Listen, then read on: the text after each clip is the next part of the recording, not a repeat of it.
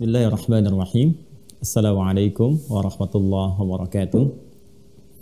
Alhamdulillahi rabbil alamin. Wassalatu wassalamu ala rasulillahil karim Nabiyyina Muhammadin wa ala alihi wa sahbihi ajma'in. Wa ba'd.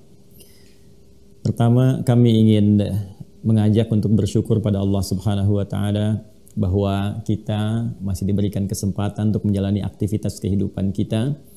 Dan mudah-mudahan seluruh kita tanpa kecuali, dan mohon diperkenankan di awal jumpa ini kami turut mendoakan kepada seluruh keluarga besar di LAN, Lembaga Administrasi Negara, semoga senantiasa disehatkan, dilindungi dan mendapatkan bimbingan Allah Subhanahu wa taala untuk dapat menjalani tugas-tugas secara profesional dan tentunya dalam keadaan terbaik dan lebih mulia dibandingkan hari-hari sebelumnya yang telah dilalui. Baiklah, di kesempatan ini dalam waktu yang sangat singkat dan padat, kurang lebih ada 1 jam ke depan, kita akan mencoba belajar untuk mengurai bagaimana tuntunan dasar birokrasi dalam narasi Al-Quranul Karim dan hadis-hadis Nabi Sallallahu Alaihi Wasallam, dengan tema yang telah disampaikan kepada kami untuk sama-sama kita pelajari sebelum kita berdoa di kesempatan pagi hari ini, yaitu tentang birokrasi Qur'ani. Baik, yang pertama kita akan coba klasifikasikan dulu dua diksi ini terkait dengan birokrasi dan Qur'ani sehingga menjadi satu kesatuan yang utuh.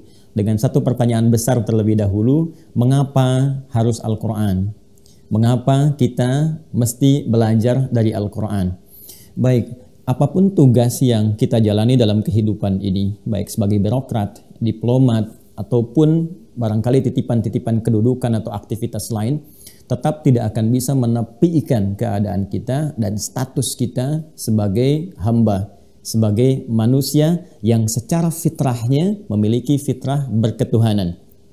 Bahkan fitrah inilah yang secara luar biasa juga tertuang dalam dasar-dasar bernegara kita, dasar-dasar berkebangsaan kita yang dirumuskan baik itu dalam Pancasila, sila yang paling utama, sila pokok, sila dasar yang pertama, yaitu ketuhanan yang Maha Esa. Pun demikian dikuatkan di Undang-Undang Dasar itu 1945, khususnya di pasal 29 baik ayat 1 ya, negara berdasar atas ketuhanan yang Maha Esa, pun juga di pasal 29 ayat kedua, negara menjamin kemerdekaan tiap-tiap penduduk untuk memeluk agamanya masing-masing dan beribadah menurut agama dan kepercayaannya itu. Ini semua memberikan satu penegasan kepada kita semua bahwa apapun yang kita jalani, aktivitas apapun yang dipercayakan kepada kita, baik sebagai pribadi ataupun sebagai abdi negara, tetap tidak akan mengeluarkan status kita sebagai hamba yang berketuhanan, hamba yang berkomitmen untuk mengabdikan aktivitas hidupnya demi mendapatkan ridha dan taufik dari Tuhan yang Maha Esa, dalam konteks kita sebagai muslim, yaitu dari Allah Subhanahu wa ta'ala. Nah, di sini titik temunya kita akan dapatkan bahwa dalam konteks kita berketuhanan itu, maka feedback yang kita dapatkan dari Allah Subhanahu wa ta'ala memberikan pedoman kehidupan kepada kita. Bahkan sejak Allah menciptakan kita, kemudian menugaskan makhluk pertama untuk beraktivitas di muka bumi dari manusia, yaitu Nabi Adam alaihissalam. Ingat, risalah Nabi Adam itu bukan di langit, bukan di tempat lain, tapi di bumi. Quran surah kedua Al-Baqarah di ayat yang ke-30 itu. Wa idh qala rabbuka lil malaikati inni ja'ilun fil ardi. Ketika Allah menyampaikan kepada seluruh kalangan malaikat. Anda bisa bayangkan Bapak Ibu sekalian, saking luar biasanya, istimewanya tugas manusia itu, ya, saking luar biasanya tugas kita semua itu, sampai tugas ini Allah langsung viralkan sendiri, bukan hanya di kalangan makhluk-makhluk seperti kita manusia, tapi bahkan dalam lingkaran kehidupan malaikat.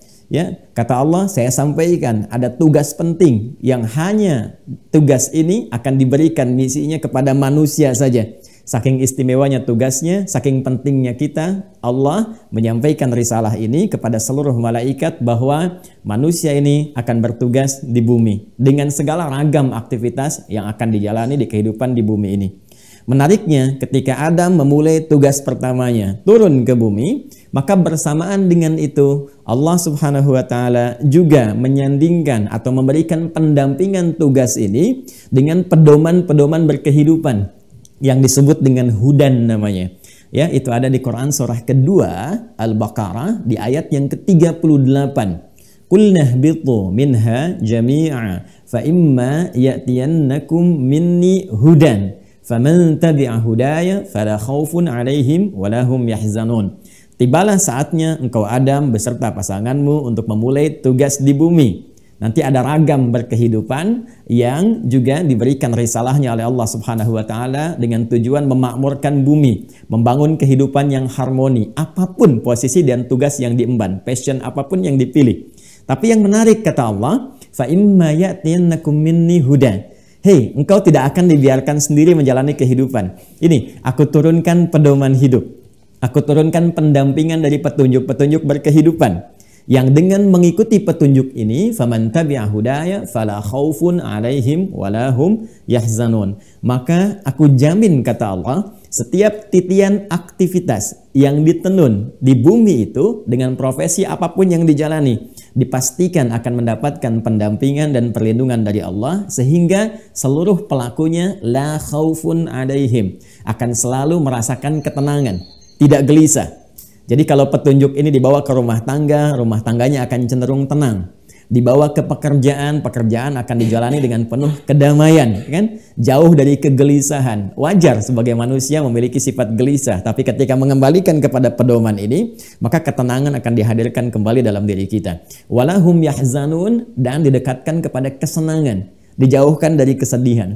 Jadi Bapak Ibu sekalian, sebetulnya konsepsi berkehidupan di dunia, menjalani aktivitas apapun, baik sebagai birokrat, baik sebagai diplomat, sebagai rakyat, atau pebisnis, atau yang lainnya, konsepsi dasarnya itu adalah senang dan tenang.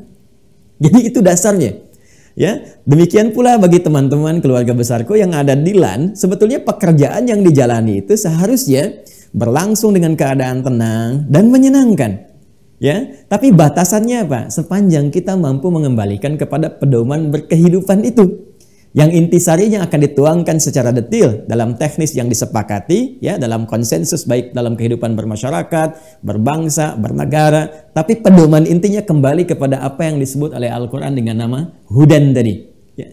Nah, menariknya, setiap berganti generasi Adam dan Hawa alaihi wassalam, keduanya menyambung kekeluargaan sebagai contoh kepada kita bagaimana kita mesti berkeluarga, lalu melahirkan keturunan. Ini diabadikan di Quran surah keempat An-Nisa di ayat yang pertama, kan? Ya ayyuhan nasu taqu rabbakumul ladzi khalaqakum min nafsin wahidah wa khalaqa minha zawjaha wa batta minhuma rijalan katsira wa nisaa.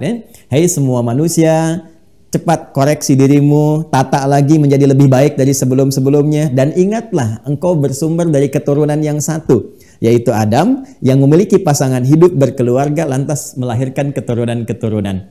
Keturunan-keturunan inilah Bapak Ibu sekalian yang nanti disebut dengan Bani Adam, disebutkan 7 kali dalam Al-Quran. Jadi nanti nama manusia itu disebut dengan 5 nama. Ada Bashar disebutkan 35 kali dalam Al-Quran, menunjuk kepada tantangan pengelolaan nafsu diri kita. Ada yang disebut dengan ins, pasangannya jin, ya, yang ini menunjuk kepada sifat harmoni dalam berkehidupan, 18 kali disebutkan dalam Al-Quran. Ada nanti yang menunjuk tentang tatanan totalitas aktivitas yang kita jalani, disebut dengan kata insan, 65 kali disebutkan dalam Al-Quran. Ada nanti yang disebutkan menunjuk pada sifat sosialnya, yang tidak bisa hidup mandiri, ya, harus bisa bekerja sama dan sinergi dengan orang lain. Itu disebut dengan An-Nas. Disebutkan 241 kali dalam Al-Quran dan menjadi surah paling favorit di muka bumi bagi setiap muslim sampai sekarang. Surah An-Nas. Kemudian yang terakhir disebut dengan Bani Adam. 7 kali disebutkan dalam Al-Quran untuk menunjukkan genealogi kita. Semua manusia yang tersambung kepada Nabi Adam. Baik, apa pentingnya ini kemudian kita diskusikan sebelumnya saat kita akan memasuki konteks pembahasan birokrasi Qur'ani. Dari semua keturunan Adam yang silih berganti setelah generasi sebelumnya meninggal, karena sifat manusia itu pasti akan memiliki ajal. Quran surah ke-7, ya, Al-A'raf di ayat ke-34. Walikulli ummatin ajal. Setiap manusia dimanapun beraktivitas akan tiba masa akhir kehidupannya. Fa idza jaa ajaluhum la yastakhiruna sa'ata wa la yastaqdimun. Kalau sudah tiba ajalnya, maka dia tidak bisa memilih atau dimajukan atau diakhirkan. Dia akan kembali kepada Allah. Maka ketika Nabi Adam, Sayyidah Hawa meninggal, berganti generasi setelahnya. ada Nabi Nuh, demikian seterusnya sampai nanti ada Nabi Yusuf, terus ada Nabi Musa, Nabi Isa, sampai Nabi Muhammad sallallahu alaihi wasallam, sampai kita saat ini, ya, yang berkehidupan, bahkan nanti hadir di komunitas kebangsaan, yang ini bahkan disebutkan ayatnya langsung dalam Al-Qur'an, surah ke-49 Al-Hujurat, ya, di ayat yang ke-13 itu.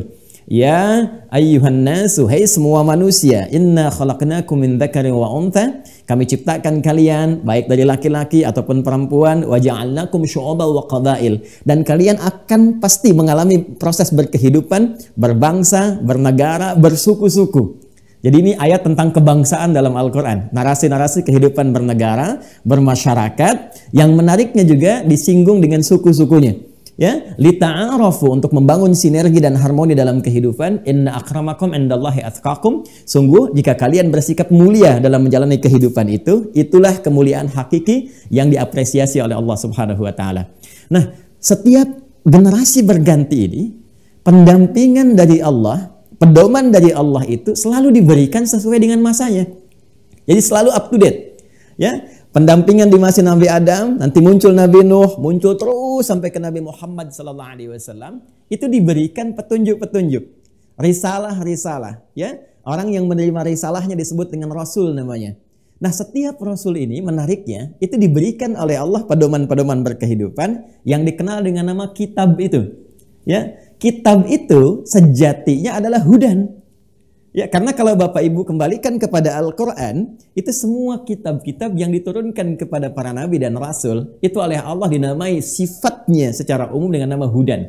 Nabi Musa misalnya menerima kitab Taurat. Taurat disebutkan hudan dalam Al-Quran. Quran surah ke-17, ya, surah Al-Isra di ayat yang kedua. Wa antaina Musal kitaba. Kami berikan kepada Musa kitab untuk berpedoman dalam kehidupan, disampaikan ini kepada umatnya. Generasinya Musa alaihissalam.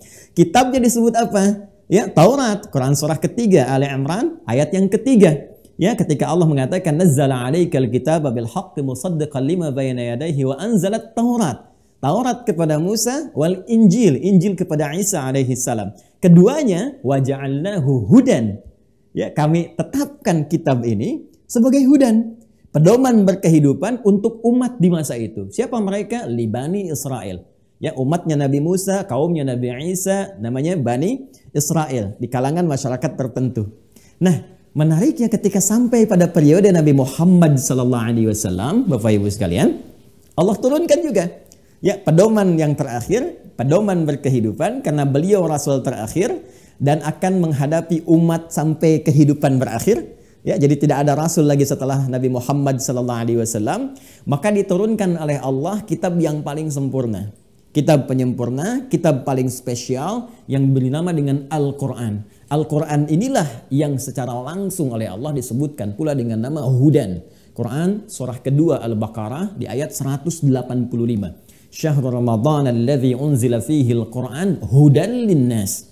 Ya, karena tadi nabinya terakhir, nabi yang paling mulia menghadapi umat terakhir, ya, maka kitabnya pun harus lebih istimewa, lebih sempurna. Ya kan? Maka diturunkan di hari yang istimewa, di bulan istimewa. Harinya Jumat, hari istimewa. Kemudian juga bulannya Ramadan, waktu yang istimewa. Malamnya Lailatul Qadar. Dan semua keistimewaan ini sesungguhnya untuk menunjuk pada satu fungsi besar dari Al-Quran. Apa itu? Hudal linnas. Jadi interaksi kita dengan Al-Quran sesungguhnya tidak hanya terbatas pada bacaan. Tadi yang dibuka, ya, dengan satu data statistik bahwa baru 30% di Indonesia dengan mayoritas muslim sedunia yang bisa berinteraksi dengan Al-Quran dalam konteks bacaan. Dan hakikatnya bacaan itu baru pembuka. Bisa baca itu kan untuk mengetahui isinya. Anda belajar bahasa Inggris bisa baca untuk memahami informasi-informasi dalam yang disampaikan dalam berbahasa Inggris. Demikian seterusnya. Ya, jadi interaksi kita pun dengan Al-Quran untuk membaca sesungguhnya untuk mengetahui pedomannya, untuk mempraktikkan petunjuk-petunjuk berkehidupan yang diberikan oleh Allah lewat Al-Quran, yang ini akan terus berkesesuaian dengan pergantian-pergantian berkehidupan sampai masa berakhir. Apa puncak tujuan utamanya? Kembali ke Al-Baqarah ayat 38 yang tadi saya sampaikan di awal. La khaufun alaihim walahum yahzanun. Jika kita bisa kembali pada pedoman berkehidupan ini melalui hudan yang Allah turunkan pada setiap nabi, maka Allah akan menjamin dengan sesungguhnya kehidupan kita akan begitu menyenangkan dan kehidupan kita akan begitu menenangkan. Dalam konteks inilah kalimat Qur'ani kita akan coba bahas dan terjawab pertanyaan kita, mengapa kita ingin mengkaji Al-Quran. Jadi tujuan besarnya adalah pertama, karena kita adalah manusia yang berketuhanan, bahkan menjadi dasar dalam kehidupan bernegara kita. Yang kedua, Tuhan memberikan satu pedoman kehidupan dalam yang terdapat dalam Al-Quran, dan dengan kembali kepada Al-Quran itu kita akan mendapatkan kehidupan yang berketenangan, bimbingan yang menyenangkan, dan juga damai dalam menjalani kehidupan harian-harian kita sampai kembali kepada Allah Subhanahu wa taala. Sebelum masuk kepada kalimat birokrat Qur'ani, saya ingin berikan satu pembuktian dulu Bapak Ibu sekalian. Di zaman Nabi SAW diutus, ya, Nabi kan kalau kita lihat secara geografis ya, di mana Nabi lahir dan menjalani tugas awalnya sebagai Nabi dan Rasul, itu berada di lingkungan masyarakat, di satu lembah yang dilukiskan di surat Ibrahim itu, Quran surah ke-14 di ayat ke-37-nya, di wadin ghairi dzi zar'in inda baitikal muharram. Di satu tempat yang sangat tandus, kan? Kemudian juga diliputi oleh satu nuansa geologisnya yang semuanya batu-batu itu, ya, dan mohon maaf jauh dari peradaban, walaupun diapit oleh ya ada kekaisaran Persia dengan Imperium Romawi, dua-duanya sangat luar biasa, tapi Nabi hidup dalam lingkungan tatanan yang sangat rendah, manusianya dilingkupi oleh kriminalitas sehingga disebut dengan jahiliyah namanya, tidak kenal nilai-nilai kebaikan dan tertinggal dari sudut pandang pengetahuan. Saya ingin cepat mengantarkan bahwa Allah tidak menurunkan kepada Nabi Muhammad SAW tongkatnya Nabi Musa untuk merubah keadaan masyarakat jahiliyah pada saat itu. Allah juga tidak menitipkan mu'izat Nabi Isa alaihissalam untuk bisa mengangkat derajat masyarakat jahiliyah pada saat itu. Tapi demi Allah saya katakan, Allah menurunkan wahyu yang terkumpul dalam Al-Quran, yang dengan Al-Quran itu bisa mengangkat dan mentransformasikan mereka dari jahiliyah menjadi khairu ummah. Bapak Ibu nanti bisa lihat dalam miniasi kehidupan para sahabat Nabi, ada di antara mereka yang jadi diplomat, ya, seperti Amr bin As yang berekspedisi dengan nilai diplomasinya dari Afrika Utara, mulai dari Mesir ke Libya, Tunisia, Maroko, Aljazair sampai dengan ke Syam, dan nanti berpusat di Syria dan berhasil diplomasinya. Ya, ada yang jadi birokrat nanti, ya, kemudian ada juga nanti yang berbisnis, semua aspek kehidupan, dan dibawa kemanapun nilai Quran itu. Sepeninggal Nabi SAW sesuai dengan janji Allah, dia akan melahirkan sebuah peradaban, kemajuan besar, baik itu di barat saat di Spanyol dengan 700 tahun ya, yang kemudian berkembang, ataupun di timur di Baghdad sampai Saripati keduanya diterapkan di barat sampai dengan saat ini. Nah, dari narasi inilah saya ingin menarik satu kesimpulan besar bahwa ada pedoman-pedoman dalam Al-Quran yang akan selalu relevan dalam kehidupan kita, termasuk profesi apapun yang kita jalani. Apa hubungan dengan birokrat? Ternyata dasar-dasar tuntunan birokrasi pun itu ada dalam Al-Quran. Dan jika kita bisa kembalikan nilai-nilai itu, ya kembali kepada Al-Quran untuk mempelajarinya, saya yakin ada perubahan-perubahan berkehidupan dalam menjalani profesi dan kegiatan kita yang sekarang tengah kita tekuni. Ini mohon izin mukaddimahnya gitu ya. Ini pengantar, kita belum masuk pada materi intinya. Jadi saya ingin antarkan kenapa judulnya mesti itu. Jadi kita ambil dulu dasarnya sehingga nanti kita akan dapati poin-poin besar yang kita dapatkan dari situ. Baik Bapak Ibu sekalian, secara cepat karena waktu kita agak terbatas, saya ingin masuk kepada inti bahasannya secara langsung. Bagaimana Al-Quran memberikan pedoman dasar, saya katakan dasar karena nanti pengembangannya kepada kita kembali dalam dunia birokrasi. Saya ingin Bapak Ibu sekalian kita mengajak untuk menggali satu surah dalam Al-Quran, yaitu surah ke-12, surah Yusuf. Ya, saya ulangi, surah ke-12, surah Yusuf alaihissalam. Yang di surah itu menariknya adalah ya ada pelajaran-pelajaran secara langsung yang mengantarkan pada dunia birokrasi. Karena Nabi Yusuf alaihissalam itu rupanya juga seorang nabi yang berkarir. Ya, nabi berkarir dan karirnya disiapkan bimbingannya oleh Allah Subhanahu wa taala, lantas nanti masuk dalam dunia birokrasi di sekitaran tahun 1630 sampai 1520 sebelum Masehi.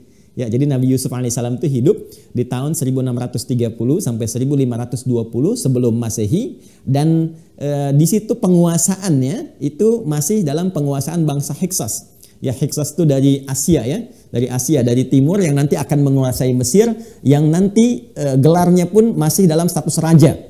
Ya, jadi kayak kita nih kan masih raja-raja kan, Raja Pahit, Raja Sriwijaya, raja dan sebagainya. Itu ada sejarah di timur pun nanti menguasai Mesir dan gelarnya disebut dengan raja, Malik namanya, ya, Malik, raja. Kalau di konteks kita Republik Presiden kan, gelarnya masih Malik.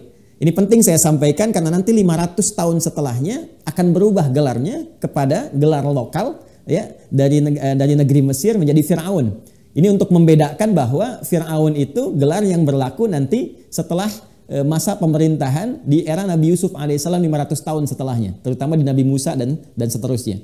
Sedangkan di era Nabi Yusuf alaihissalam itu gelarnya masih bergelar apa? Malik. Secara singkat, di Quran surah ke-12 Yusuf alaihissalam, khususnya kalau kita amati perjalanan Nabi Yusuf alaihissalam yang disiapkan oleh Allah lewat petunjuk bahkan dari awal mimpinya. Ya, di surah yang ke-12 ayat yang keempat.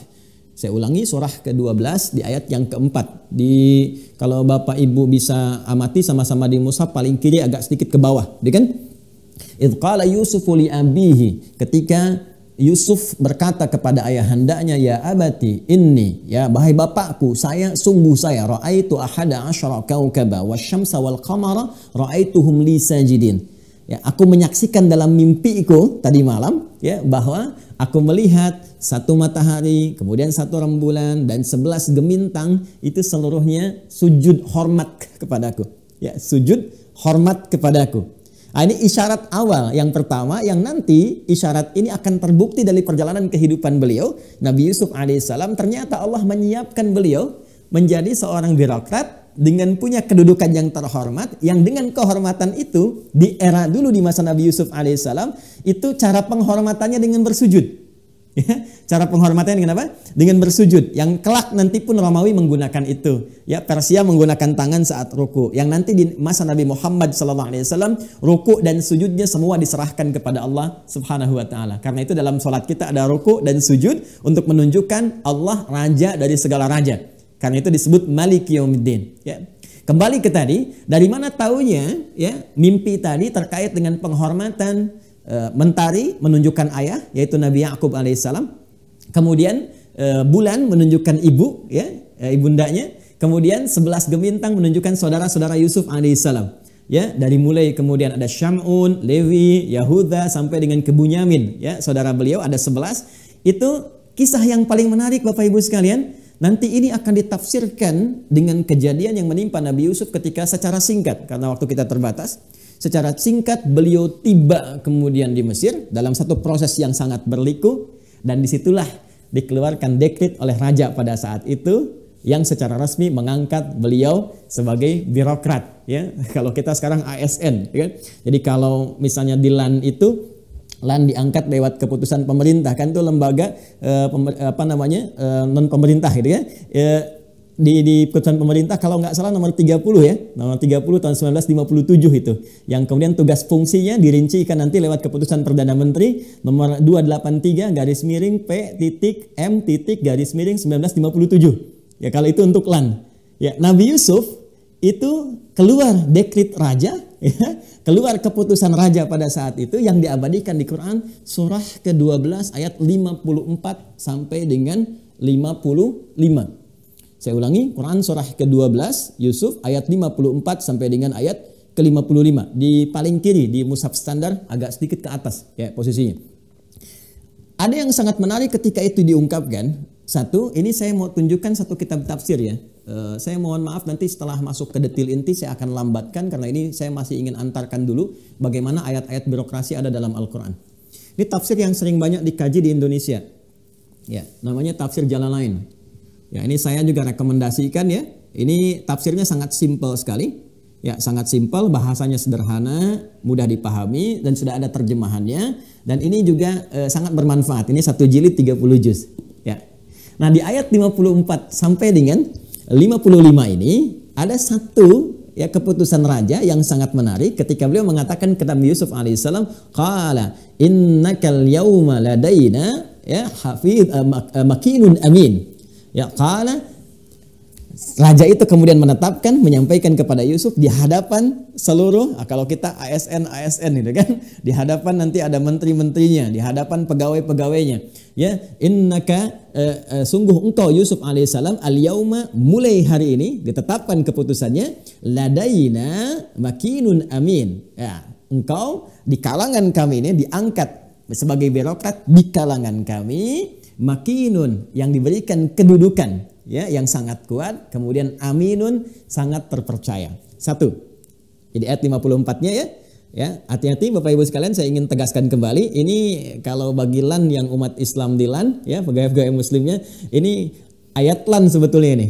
Ya, wajib hafal nih Bu Laila dengan Pak Dr. Adi Suryanto. Ini pegawai LAN ini, ya, ini mesti wajib hafal nih karena ini ayatnya LAN ini, ya. Surat Yusuf ayat 54 sampai dengan ayat 55. Nah, kalimat makinun amin di tafsirnya, tafsir Jalalain, itu ditafsirkan oleh beliau. Ya, perhatikan kalimatnya, ini langsung saya bacakan supaya tidak diduga-duga.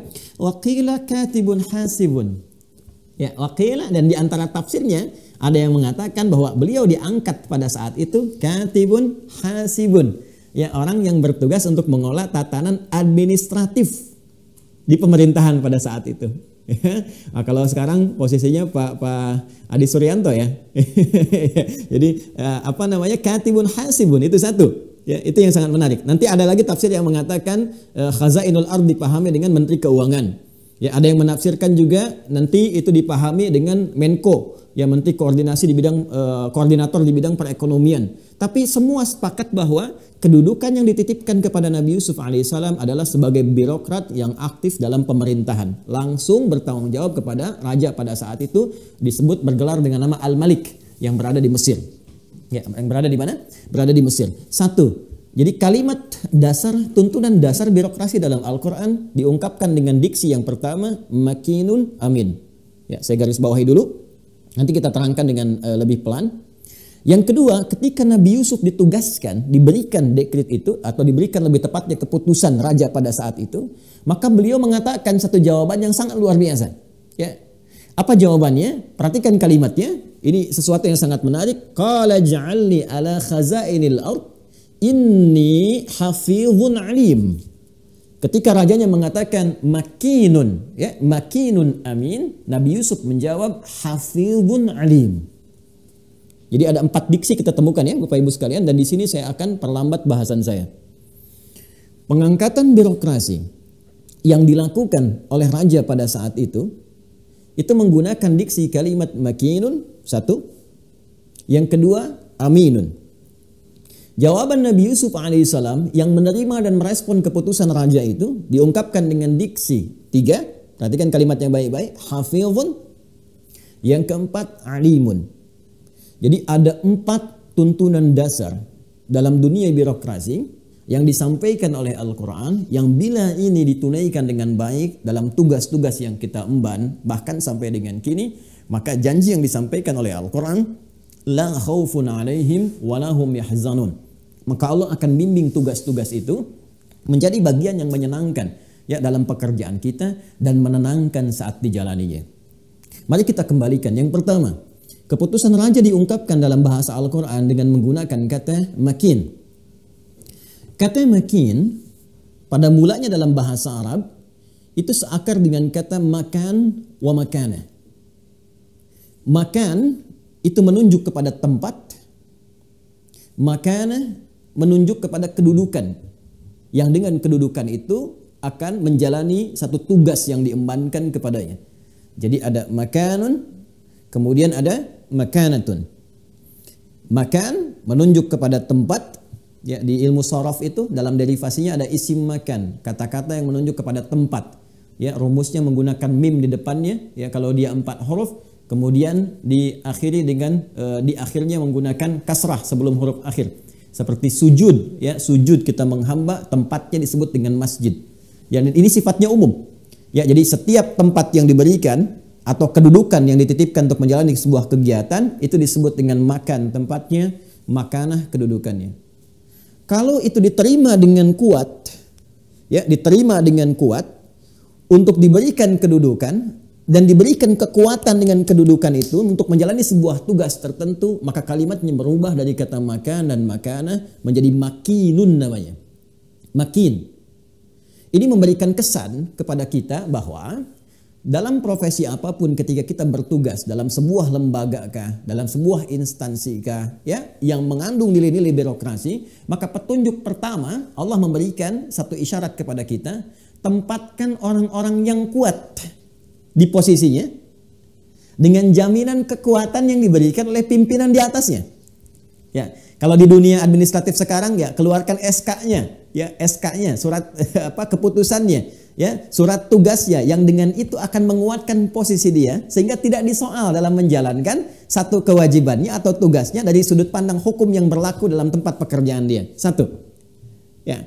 Jadi siapapun yang bertugas dalam dunia birokrasi ketika akan menempatkan seseorang, maka makinun, berikan dukungan, berikan perlindungan, berikan kekuatan dari pimpinan atasannya, ya, berikan perhatian yang dengan itu tugas kepercayaan yang diemban akan kuat diterima dengan baik.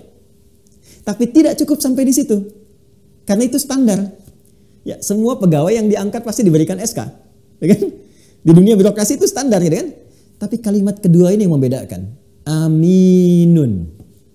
Ya, makinun, aminun. Nah, kata amin itu dalam bahasa Arab mengandung dua makna yang saling menguatkan satu dengan yang lainnya. Satu, mohon izin, maaf, berasal dari kata amanah. Ya, amanah, sesuatu yang diterima untuk dijalankan secara benar sesuai dengan perintah atau titipan yang diberikan. Ya, sehingga sudah menjadi bahasa Indonesia sekarang kerja mesti amanah. Ya, di rumah ada amanah dan sebagainya. Itu kalau amanah ini diberikan pada seseorang, maka katanya akan berubah dari kata amanah menjadi amin. Orang yang menerima amanah dalam arti mesti menjalankan apa yang dipesankan kepadanya sesuai tugasnya dengan cara yang sangat baik. Maka ketika SK itu diberikan untuk bertugas dalam dunia birokrasi, apapun tugas kita, dalam konteks sekarang misalnya di LAN, maka keputusan yang diberikan, surat yang diberikan itu mesti diiringi dengan komitmen menunaikan tugas itu secara benar. Jadi kalau ada birokrat muslim di sini, ya, yang hadir dalam kehidupan di LAN, bekerja di LAN, lembaga administrasi negara misalnya, ya, dia baca Quran, dia muslim, dia mengimani Al-Quran, tapi tidak amanah dalam pekerjaannya, nah maka ada yang harus dievaluasi, dikoreksi, dikembalikan lagi kepada tugas-tugas pokok yang diberikan kepadanya. Jadi yang pertama, tuntunan birokrasi dalam Al-Quran, terima ya tugas yang diberikan itu dengan baik dan jadikan itu sebagai komitmen untuk menunaikan ya tugas-tugas itu dengan cara yang paling profesional, cara yang benar, dan yang penting dicatat itu disebut oleh Allah sebagai amanah. Itu disebut oleh Allah sebagai amanah. Jadi bukan hanya dari pimpinan diberikan SK. Lebih daripada itu, kalau Allah nggak berkehendak akan jadi. Ya, kalau Allah nggak berkehendak, betapapun Anda berusaha dengan segala kemampuan, Allah tidak berkehendak, nggak diangkat kamu, tidak, nggak akan terjadi. Karena kaidah dalam kedudukan itu di Quran surah ketiga Ali Imran di ayat ke-26 sampai dengan 27 tegas Allah mengatakan, "Qulillahumma malikal mulki tu'til mulka man tasha wa tanzi'ul mulka mimman tasha." Ya, katakan kepada seluruh umat manusia Muhammad sallallahu alaihi wasallam, "Qulillahumma malikal mulki." Katakan, ya Allah, hanya Engkaulah ya malikal mulki, raja dari segala raja yang mengatur semua kedudukan jabatan dalam kehidupan. Tu'til mulka man tasha. Hanya Engkau ya Allah yang berkehendak untuk menitipkan satu kedudukan, ya satu jabatan kepada siapa yang dikehendaki. Jadi sebesar apapun kita berusaha, ya sebesar apapun kita berkehendak, kalau Allah tidak memberikan amanahnya kepada kita, tidak memilih kita, ya maka mustahil kita akan ada di posisi itu. Karena itulah tugas apapun yang diberikan kepada Anda, saya, kita semua, bahkan dalam konteks birokrasi yang kita bahas saat ini, maka posisikan itu bukan hanya titipan jabatan yang diberikan lewat SK, tapi lebih daripada itu amanah dari Allah Subhanahu wa taala yang akan dipertanggungjawabkan di hadapan Allah. Jadi pekerjaan Bapak Ibu itu jangan dikira hanya bekerja menjalankan tugas negara saja, tidak Pak Bu. Itu amanah. Kalau kita niatkan sebagai ibadah, itu melahirkan pahala. Jadi semua pekerjaan Anda, kalau Anda niatkan sebagai ibadah, ingin membantu menertibkan administrasi negara, membantu supaya berjalan dengan baik, masyarakat menerima manfaat, itu berubah sifatnya dari sekedar rutinitas menjadi ibadah. Dan di Quran disebut dengan hasanah namanya. Ya, disebut dengan hasanah. Setiap hasanah itu dikerjakan, hasanah itu perbuatan baik yang punya nilai pahala. Ya, karena tidak semua perbuatan baik punya nilai pahala. Ya, sepanjang tidak diniatkan sebagai ibadah. Mohon maaf ya, mohon maaf sebesar-besarnya. Ini makan, minum, kerja, itu rutinitas perbuatan baik. Makan membuat tubuh kita baik. Kerja membuat kebaikan untuk orang. Tapi kalau nggak kita niatkan untuk kepentingan ibadah, maka itu menjadi rutinitas. Anda bekerja dengan kewajiban, Anda dapat hak gaji, itu kan di akhir bulan, ya ataupun di awalnya, itu berlangsung seperti itu saja. Tapi ketika Anda mengatakan saya beriman, apa yang membedakan iman Anda dengan orang yang belum beriman? Apa yang membedakan status iman kita di hadapan Allah? Ya ibadah tadi. Karena itulah ketika Anda meniatkan Anda bekerja untuk kepentingan ibadah, maka pada saat itu perbuatan Anda akan berubah menjadi hasanah. Ada di Quran surah ke-6 Al-An'am di ayat 160. Kata Allah, "Man jaa'a bil hasanati." Siapa yang mengerjakan sebuah perbuatan baik dan diniatkan sebagai ibadah, ya, falahu asyru amthaliha. Dia langsung mendapatkan poin akhirat di sisi Allah. Malaikat catat. Jadi ketika Anda mengetik, Anda menulis, Anda mereferensikan, diniatkan ibadah, itu punya nilai pahala.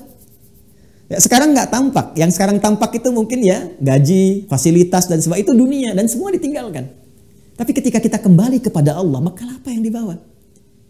Karena statusnya kan meninggalkan dunia, telah meninggal dunia. Artinya semua fasilitas dunia kita tinggalkan. Nah sekarang kita akan berpindah kepada tempat yang baru, dimensi yang baru. Anda pindah rumah, pindah tempat saja butuh bekal.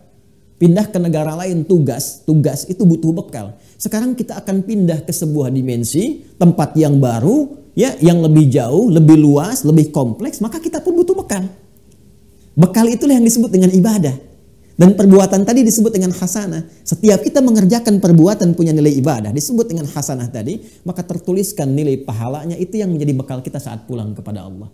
Makanya semua orang Islam itu sering berdoa. Ya, doa di Al-Baqarah ayat 201 itu. Ya Rabbana atina fid dunya hasanah wa fil akhirati hasanah wa qina adzabannar. Dan di antara sekian manusia banyak yang bermohon kepada Allah, ya Allah, jadikan semua aktivitas kami di bumi memiliki nilai hasanah, punya nilai ibadahnya. Kerja jadi ibadah, makan jadi ibadah, berkeluarga ibadah, wa fil akhirati hasanah, dan bekal itu yang akan kami dapatkan, kami lihat saat di akhirat nanti, saat pulang. Jadi kalau ingin lihat pahala bukan sekarang waktunya, saat di akhirat, saat kembali. Nah, yang paling menarik, peluang pekerjaan di dunia birokrasi itu pun itu bisa menjadi hasanah sepanjang tuntunan dasarnya dipraktekkan.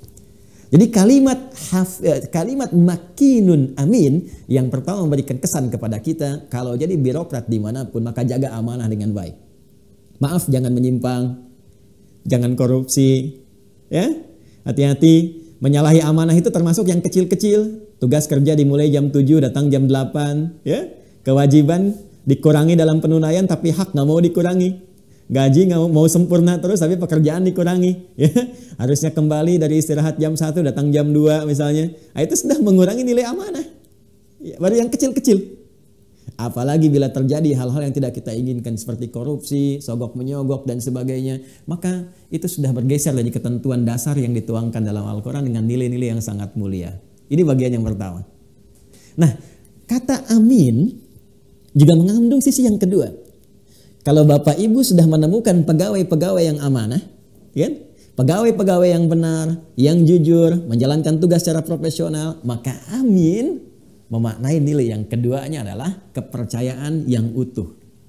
Kepercayaan yang sepenuhnya.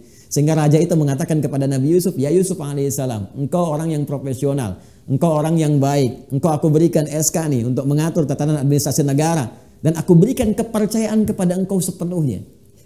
Jadi kalau kita mendapati pegawai yang baik, gitu kan, kita bisa mendapati rekan kerja yang bagus, maka hargai tugasnya. Berikan apresiasi, berikan kepercayaan sepenuhnya. Kenapa kalimat ini muncul dalam Al-Quran? Karena Al-Quran memberikan isyarat bahwa di antara hal-hal yang memungkinkan terjadi singgungan-singgungan dalam kehidupan itu setidaknya ada 3 bagian.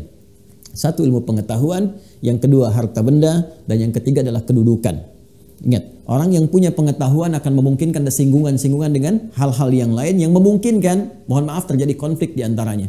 Demikian harta benda dalam prakteknya dalam bisnis, ya, kadang-kadang terjadi persaingan yang ingin menyingkirkan, menyungkurkan dan sebagainya. Pun demikian dalam konteks dunia, ya, berkedudukan, baik di birokrasi, diplomasi, itu oleh Al-Quran diberikan isyarat akan sangat mungkin terjadi, Ya, satu singgungan-singgungan yang semua akan saling bersaing. Ya, yang kadang-kadang persaingan itu melahirkan suatu tindakan-tindakan yang tidak sehat. Sama persis ketika Nabi Yusuf itu merintis awal karirnya saat akan masuk dunia birokrasi, kan ujiannya apa? Ada mendapatkan bully dari saudara-saudaranya, kan? Kemudian melewati dinamika-dinamika yang tidak mudah, dituduh kemudian selingkuh gitu. Itu sesuatu hal yang akan muncul itu. Ya. Makanya hati-hati di dunia pekerjaan tuh, isu-isu kedekatan yang bukan pada tempatnya itu bukan amanah, ya kan? Isu-isu korupsi, isu-isu macam-macam. Nah, tapi kalau kita menemukan satu pegawai yang baik, ya, karyawan yang baik, tugas yang baik, maka berikan kepercayaan kepadanya sepenuhnya dan berikan apresiasi, kalau perlu berikan satu pernyataan ini di hadapan pegawai-pegawai yang lainnya. Ini pegawai berprestasi. Bukankah Nabi Yusuf diangkat, diberikan SK dan dipuji ya oleh raja? Kalau kita sekarang direkturnya atau presidennya, itu di hadapan ya staf-staf yang lainnya. Ini dia nih. Makinun amin, makinun amin, makinun amin. Sehingga dengan itu termotivasi kembali untuk meningkatkan kinerjanya dan melahirkan satu pengabdian yang sangat luar biasa. Baik, dari 10 menit yang tersisa, saya ingin mengurai dua diksi terakhir. Apa jawaban Nabi Yusuf ketika beliau diberikan tugas lewat keputusan raja tadi dengan mengatakan makinun amin, aku berikan kedudukan yang kuat dengan SK ini, kemudian aku minta engkau bekerja secara profesional, memegang amanah dengan baik, dan aku berikan kepercayaan sepenuhnya di hadapan para staf-staf yang lainnya.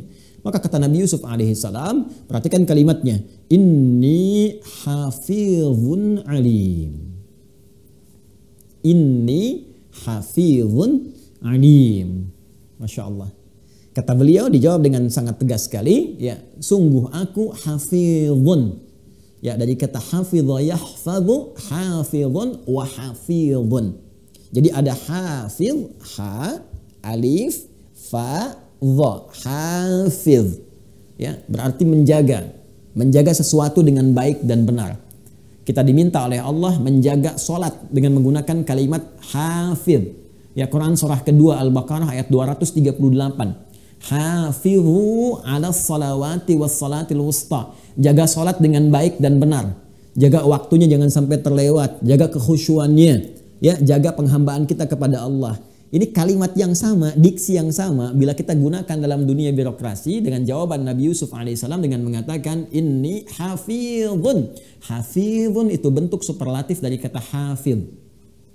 Di hafiz saja itu sudah komitmen untuk menjaga dengan benar, menunaikan sesuai dengan tugasnya, waktunya, kekhusyuannya, pengabdiannya. Maka kalau kita bentuk jadi bentuk superlatif, maka berubah kalimatnya dari kata hafizun menjadi hafizun. Sebagai jawaban dari Nabi Yusuf alaihissalam, siap paduka raja, saya terima tugas ini sungguh aku hafizun, akan komitmen menjaga amanah ini dengan baik. Ya, akan menunaikan tugasnya, bahkan waktunya pun aku akan perhatikan. Waktu kerja jam berapa, selesai jam berapa, kalau lembur bagaimana, gitu kan? Kemudian aku akan berikan totalitas pengabdianku pada jabatan yang dititipkan kepadaku. Kalimat hafiz. Maka diksi yang ketiga ini memberikan kesan kepada kita. Kalau sudah diberikan dari atasan kepercayaan kepada kita, ya, dengan kedudukan tertentu, tugas tertentu, dengan porsi-porsi sesuai dengan posisi kita yang kita emban pada saat ini, maka setelah kita menerimanya sebagai amanah yang harus diterima dengan baik, menghindarkan perilaku yang sangat menyimpang, bertentangan dengan tata tertib yang berlaku, maka hadirkan komitmen dari dalam diri kita.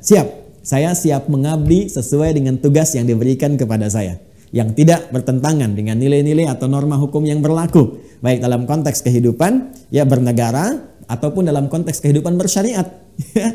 Baik, hafizun, aku akan menjaga semua itu, termasuk waktu-waktu yang diberikan kepadaku, tugas-tugas pekerjaannya, dan alimun.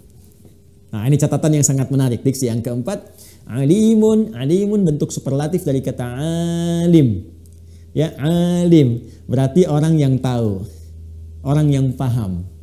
Ya, kalau kita kembalikan ya kepada manusia, ya, sifat kemanusiaan, karena Allah pun memiliki sifat alim yang maha segalanya, ya, yang maha mengetahui, maha memahami, maha mengawasi. Tapi kalau kita turunkan ke dalam dunia kemanusiaan, sifatnya menjadi terbatas, ya, terbatas pada konteks memahami, mengetahui sesuai dengan peningkatan dasar-dasar keilmuan yang dimiliki. Nah, yang paling menarik adalah ketika tugas diberikan kepada kita, setelah SK diturunkan, kita komitmen menjaga, maka hal pertama yang paling penting kata Al-Quran, setiap orang yang diberikan tugas itu dengan embanan amanah itu mesti paham tupoksi yang diberikan kepadanya. Ya, mesti paham tugas-tugasnya, mesti mengetahui ya tata pekerjaannya, mesti menguasai lingkup pekerjaannya. Ini 4 ini kan tadi saya katakan saling bersinergi. Jadi jangan sampai juga pimpinan memberikan SK kepada orang yang tidak sesuai di bidangnya. Jangan Anda berikan si fulan tugasnya A, tapi dia nggak memahami tugasnya. Ya jangan sampai karena kedekatan dengan pihak A, pihak B menempatkan seseorang di tempat yang memang tidak menguasai bidangnya. Itu dasar dalam tata kehidupan birokratif. Artinya apa? Pengertian terbaliknya akan dimungkinkan hadir dalam konteks kehidupan berbirokrasi atau bahkan dalam dunia diplomasi dan sebagainya, itu pemberian kepercayaan, tugas ya atau pengangkatan satu petugas tertentu, pegawai tertentu yang hanya didekatkan dari dasar-dasar misalnya mohon maaf kedekatan tertentu, hubungan kekeluargaan, hubungan pertemanan, sementara mengabaikan nilai-nilai profesionalitas yang harusnya dijunjung tinggi. Apa diantaranya? Adalah kemampuan dia menjalani tugas dan penguasaannya dengan baik. Ya, tidak salah kalau kita ingin menempatkan misalnya orang-orang yang ya dari kerabat tapi fair, objektif sifatnya. Dia mampu, dia menguasai bidangnya, nggak ada masalah. Ya Pak Habibie menugaskan Ilham misalnya, Ilham Habibie karena kompetensinya luar biasa, nilainya bagus misalnya.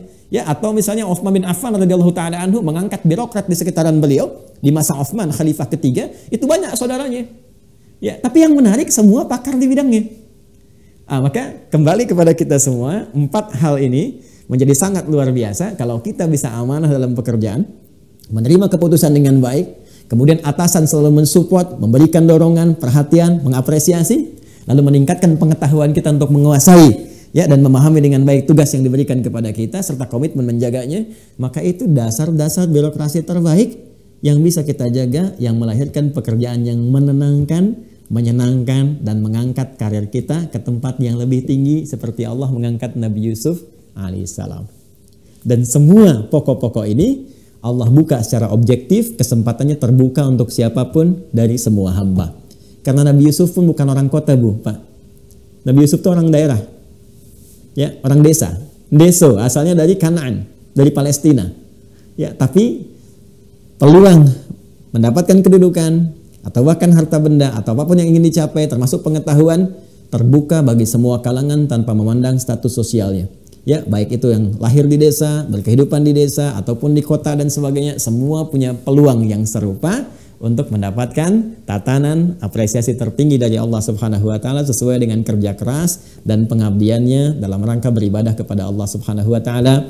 Seperti Nabi Yusuf yang pernah dari Kanaan Palestina menjadi birokrat yang hebat di Mesir dan melahirkan banyak kebijakan-kebijakan bermanfaat bagi masyarakat pada saat itu dan kurang lebih bertahan 500 tahun sampai diutusnya Nabi Musa alaihissalam dengan konsepsi yang baru.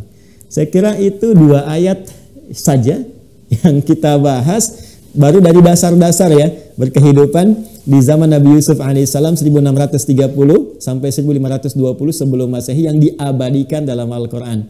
Kalau kita bahas dari awal Pak, Bu, kisah Nabi Yusuf ini sebetulnya kompleks ya, dan sangat luar biasa dan akan ditemukan dan kasusnya banyak sering terjadi gitu ya, sangat sering terjadi karena dari awal itu memang surat ini disiapkan untuk menunjukkan kepada kita bagaimana kehidupan ya tatanan birokrasi yang merintis karir dari awal sampai dengan meraih kesuksesan sampai dihargai dihormati oleh seluruh keluarganya. Saya tutup, kalau sudah sukses, sudah baik, sudah mendapatkan kedudukan yang tinggi, mohon maaf, jangan merasa yang paling hebat, jangan merasa yang paling punya kedudukan, ya, jangan sampai melupakan orang-orang terdekat. Karena Nabi Yusuf pun ketika mendapatkan tingkat tertingginya, beliau merangkul semua kalangan di sekitarnya, bahkan mengajak semua serta keluarganya datang, memaafkan semua saudara-saudara yang pernah keliru kepada beliau, sehingga dengan itu mengangkat derajat lebih tinggi daripada sebelumnya.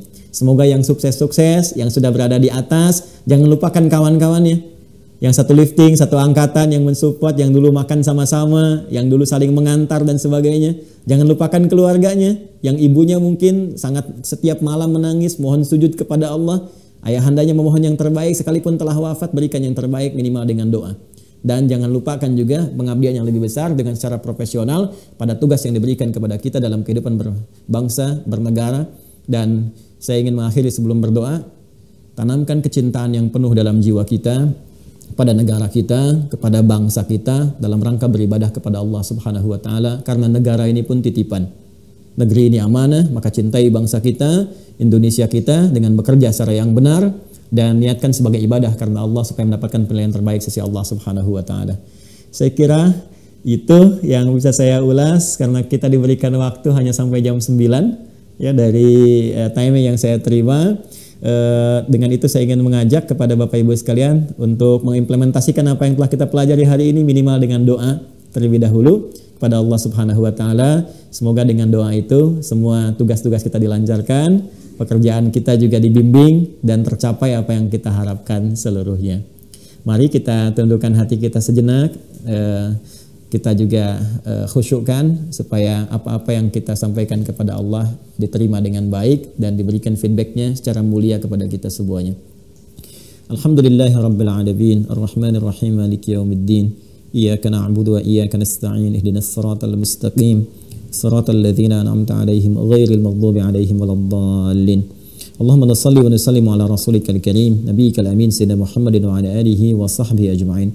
Rabbana la tada' lana fi maqamina hadza wa fi kulli maqamin dhanban illa ghafarta.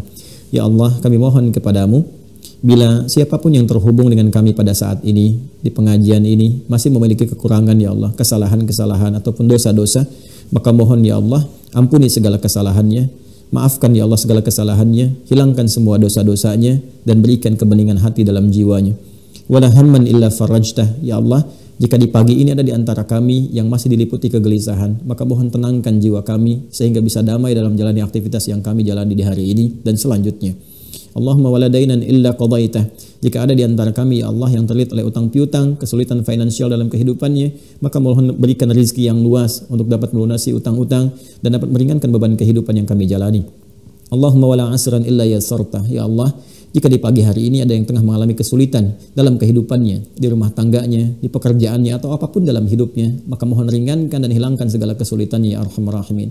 Allahumma wala maridan illa syafaitah. Ya Allah, jika ada di antara kami yang tengah diuji dengan penyakit, seberat apapun ya Allah, keluarga kami, kawan kami, rekan kami, sahabat kami, mohon angkat dan sembuhkan penyakitnya ya arhamar rahimin, dan berikan hikmah terbaik dari musibah yang tengah Kau titipkan dan ujikan kepadanya. Allahumma rabbana atina fid dunya hasanah wa fil akhirati hasanatan wa qina adzabannar. Ya Allah, anugerahkan kami kesempatan untuk beraktivitas yang melahirkan nilai-nilai pahala dalam kehidupan dunia kami, yang kami dapatkan hasanah itu di akhirat kami, dan jauhkan kami dari segala aktivitas perilaku yang dapat mengundang murka dan neraka-Mu ya arhamar rahimin. Allahumma wahid sufufana waj'al hubbana ya Allah li hubbika li hubbi nabiyyika wa hubbi biladina ya arhamar rahimin Indonesia. Ya Allah, satukan kami dalam kebaikan, tanamkan cinta dalam jiwa kami yang dalam kepadamu ya Allah, kepada Rasul-Mu dan pada negeri kami tercinta Indonesia. Allahumma jannibna minat tafruqah, ya Allah, jauhkan kami dari perpecahan yang menghilangkan harmoni dalam kehidupan kami ya Rabbal Alamin. Bifadlika subhana rabbika rabbil izzati amma yasifun, wa salamun alal mursalin, wa akhiru da'wana alhamdulillahi rabbil alamin. Terima kasih Bapak Ibu sekalian atas kesempatan yang diberikan. Sekali lagi saya sangat berbahagia, mengapresiasi, dan saya menjadikan pertemuan kita ini menjadi bagian dari pengabdian kami juga kepada bangsa, kepada negara dalam konteks beribadah kepada Allah Subhanahu wa taala. Selamat bertugas. Saya mohon maaf, maafkan saya bila banyak kekurangan yang didapati, dan saya mencintai Anda semua karena Allah. Mohon semoga semua dijaga dengan baik sampai kita kembali kepada Allah dalam kebaikan. Subhanakallahumma bihamdika asyhadu an la ilaha illa anta astaghfiruka wa atubu ilaik. Assalamualaikum warahmatullahi wabarakatuh.